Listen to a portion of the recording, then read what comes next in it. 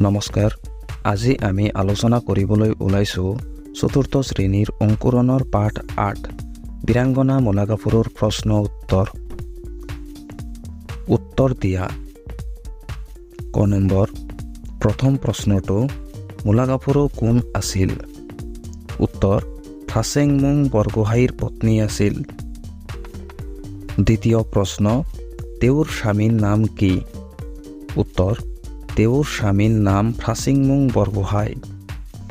তৃতীয় প্ৰশ্ন, মূলাগাভৰুৱে হেংদাং লৈ কিয় যুদ্ধলৈ ওলাল? উত্তৰ, স্বামীৰ মৃত্যুত বিচলিত নহৈ প্ৰতিহন্তা শত্ৰুৰ বিৰুদ্ধে যুদ্ধ দিবলৈ তেওঁ দৃঢ় প্ৰতিজ্ঞ হ'ল আৰু স্বৰ্গদেৱৰ আদেশ লৈ মূলাগাভৰুৱে হাতত হেংদাং লৈ হাতীত উঠি যুদ্ধক্ষেত্ৰলৈ ওলাল। চতুৰ্থ প্ৰশ্ন, কাৰ আঘাতত মূলাগাভৰুৰ মৃত্যু হৈছিল?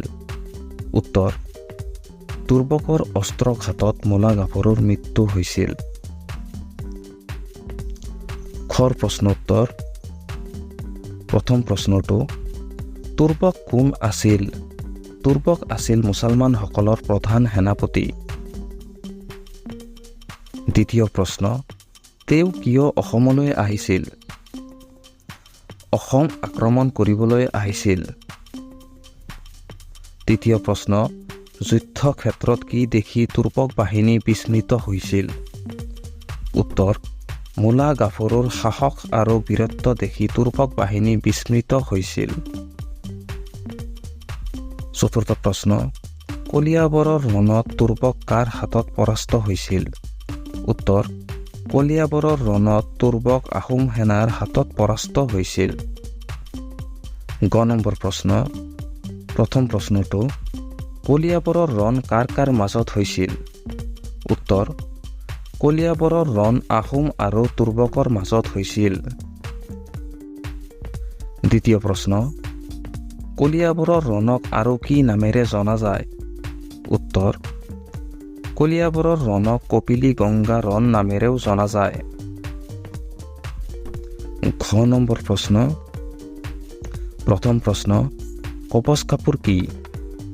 উত্তৰ, ৰাতিটোৰ ভিতৰতে কপা নেউঠি পাজি কাটি সূতা কাটি ৰাতি নোপোৱাতেই বৈ কাটি উলিওৱা কাপোৰক কপচ কাপোৰ বোলে। দ্বিতীয় প্ৰশ্ন, ইয়াক কেনেকৈ তৈয়াৰ কৰা হয়? উত্তৰ, কপা নেউঠি পাজি কাটি সূতা কাটি ৰাতি নোপোৱাতেই বৈ কাটি তৈয়াৰ কৰা হয়। তৃতীয় প্ৰশ্ন, মূলাগাভৰুৱে তেওঁৰ স্বামীয়ে কি কাৰণে ৰণত মৃত্যুবৰণ কৰা বুলি ভাবিছিল? উত্তৰ, ৰাতিটোৰ ভিতৰতে কপচ কাপোৰ বৈ দিব নোৱাৰাৰ বাবে তেওঁৰ স্বামীয়ে মৃত্যুবৰণ কৰা বুলি ভাবিছিল। ঙ নম্বৰ প্ৰশ্ন। প্ৰথম প্ৰশ্নটো, কোনজন আহোম ৰজাৰ দিনত তুৰ্বকে অসম আক্ৰমণ কৰিছিল?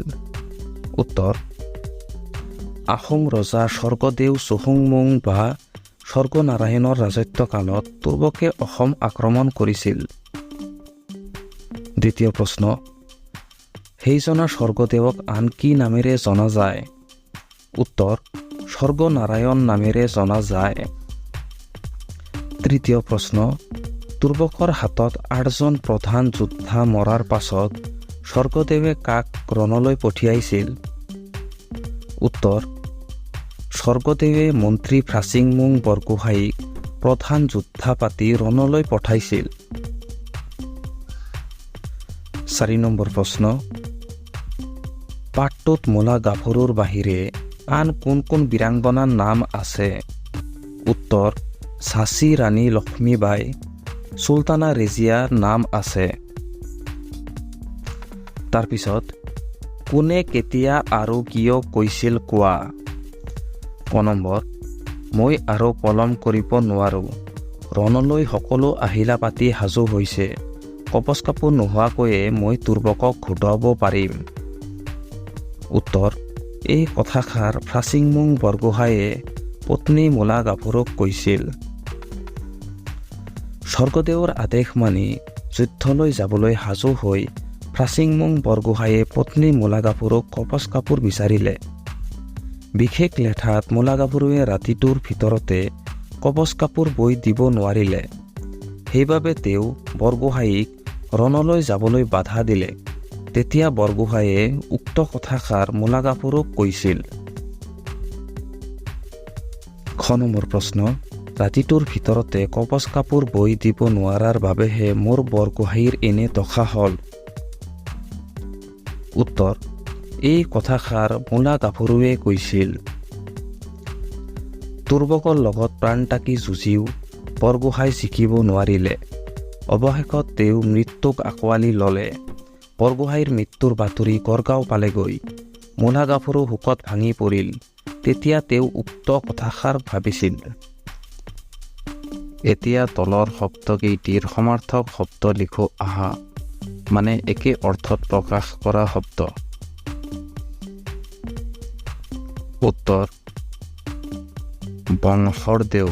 বংশৰদেওৰ সমাৰ্থক শব্দ হ'ল স্বামী, গৰাকী, পতি, নাথ। পত্নী। পত্নীৰ সমাৰ্থক শব্দ হ'ল স্ত্ৰী, তিৰোতা, ৰমণী। ৰণ। ৰণৰ সমাৰ্থক শব্দ হ'ল যুদ্ধ, যুঁজ, যুদ্ধ বিগ্ৰহ। শোক।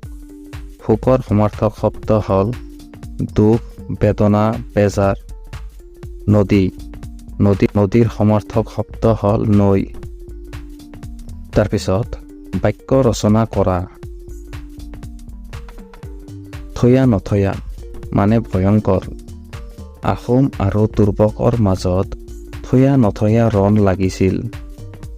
প্ৰাণটাকি মানে প্ৰাণপণে। ফ্ৰাচিংমুং বৰগোহাঁয়ে তুৰ্বকৰ লগত প্ৰাণটাকি যুঁজিও জিকিব নোৱাৰিলে। দৃঢ় প্ৰতিজ্ঞা, স্থিৰ, কথা লৰচৰ নকৰা। প্ৰতিহত্যা শত্ৰুৰ বিৰুদ্ধে যুঁজ দিবলৈ মূলাগাভৰুৱে দৃঢ় প্ৰতিজ্ঞা লৈছিল। মহীয়ান। মহীয়ান মানে হ'ল ভাল গুণ বা মহত্ব। মূলাগাভৰুৰ নিচিনা মহীয়ান নাৰীক আমি শ্ৰদ্ধাৰে সুঁৱৰিব লাগে।